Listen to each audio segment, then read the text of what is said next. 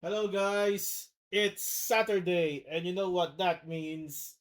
It's now time for another bold review dito sa Fridays with BMX only on Harriet. And today we are going to take a look at Scandal Queen. This is your latest offering from BMX. It is starring Nico Loco, Dimples Rubia, Rian Rivera, and Karen Lopez. Yes, Karen Lopez, Rian Rivera, and Dimples Rubia. Medyo bagita. But I think she held her own here dito sa pelikula. Nevertheless, I will apologize for the delay of this review kasi work has been toxic. And when I say toxic, I'm just 3 weeks in sa bago kong project and my brain already burnt out. You know, like I couldn't get a breathe. Yun. So I had to take the sick day today just to relax my brain into a bit, reset, go forward, and kung ano man sabihin ng boss ko, well, technically sub-lead ko. Kung magalit siya, hindi magalit siya. I'll take it. It is what it is. Di ba? Move on, move forward. Ayun. Anyway, 10 days left bago yung lead ko mismo is bumalik sa trabaho. I think sana malagpasan ko ito. Okay. It's like my brain is parang hindi siya nakapagpahinga eh. Alam mo yun? Like, I felt like in my capability, kasi hindi ko man sisisihin subject ko. She isn't Ariba, she is SAP. So, ako yung Ariba and I felt like I'm a one-man team. Kumbaga, kaya, yun, medyo ang hirap. Hirap yan, oh. I, nangangapa pa ako. So, ganun.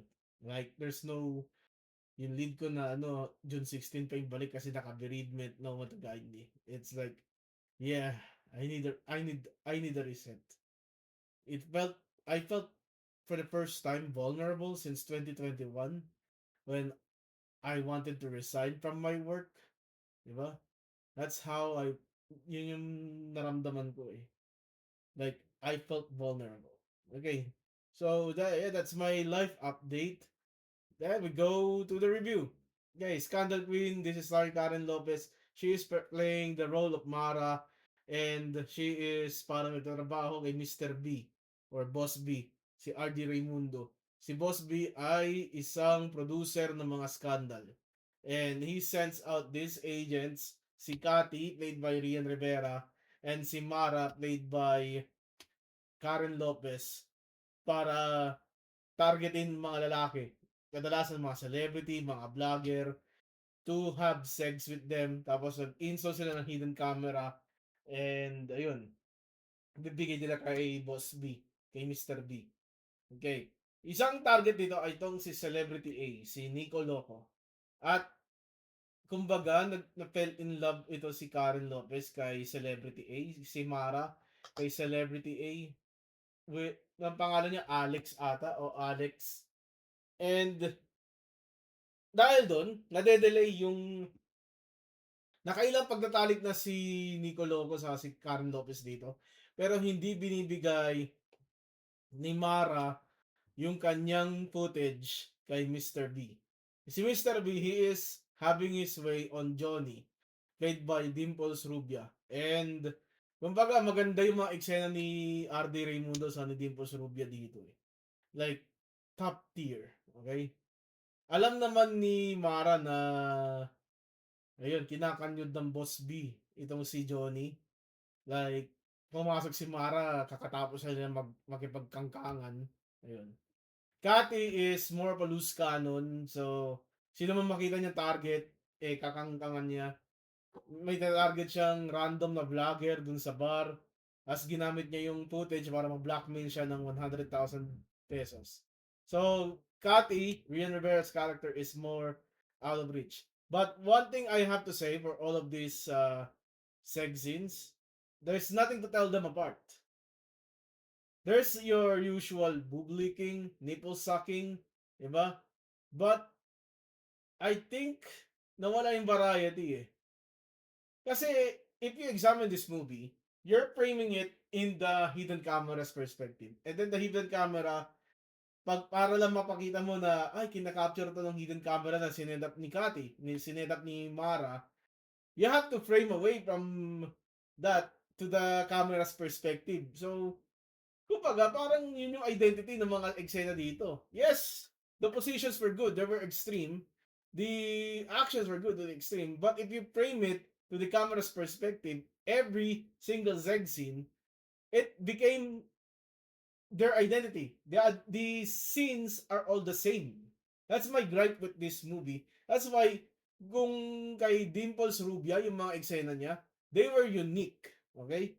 And the one thing, yung kay Alex at kay Mara sa dulo, yes, they were also unique kasi yun yung time na hindi binidyohan ni ni Mara si Alex eh.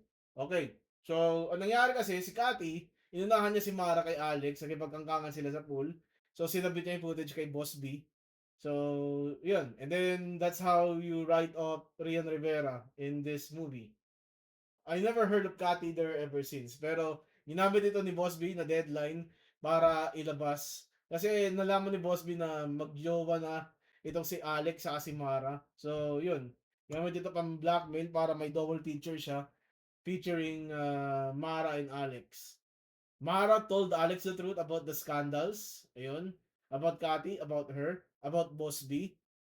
And then, what Alex did was really betrayal public trust. So, nilasing niya ito si Mara after one last segs.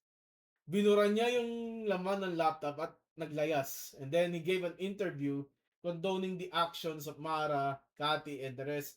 And he played the victim like he said, I let my guard down. Yan. And what is the repercussions of Boss B out of all of this? Well, nagtapos ang pelikula na to na walang nangyari kay Boss Bing masama kundi na-aresto siya.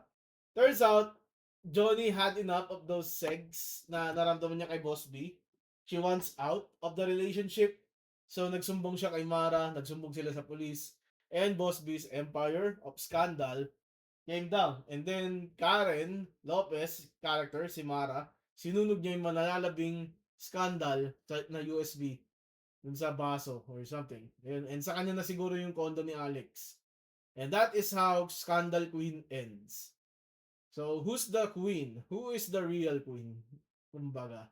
Okay, let's make the tier list because I am really burnt out right now from work. I am so I had to break my fasting. Brinake ko yung fasting ko because I'm so burnt out. Like I was so weak that I needed more nutrients sa katawan ko para lang mag-cope na mabuhay. I'll continue my fasting. I just ate 11 pero again, tutuloy-tuloy ko to. I will still eat at 11 a.m. later and continue my fasting 7 p.m. Saturday. Para sabihin ko hindi to one time big time. Okay, so I'm just gonna go. Bro, I just opened the app. Kasi maganda naman yung mga eksena eh. Wag naman natin turn down. Maganda naman yung mga eksena ng Scandal Queen. It's just that, uh, it's the same old, same old. Okay? So that's my review of this week's VMX films. Let me know in the comment section what do you think of Scandal Queen. Ayun. Kumbaga, yeah, this week also gotcha. I got Blade, I got Mifu, and I got Lacrimosa. Tulong ng maleta. Okay, this is your boy, the God Gamer Harriet, telling you goodbye and good night. Bang! Peace!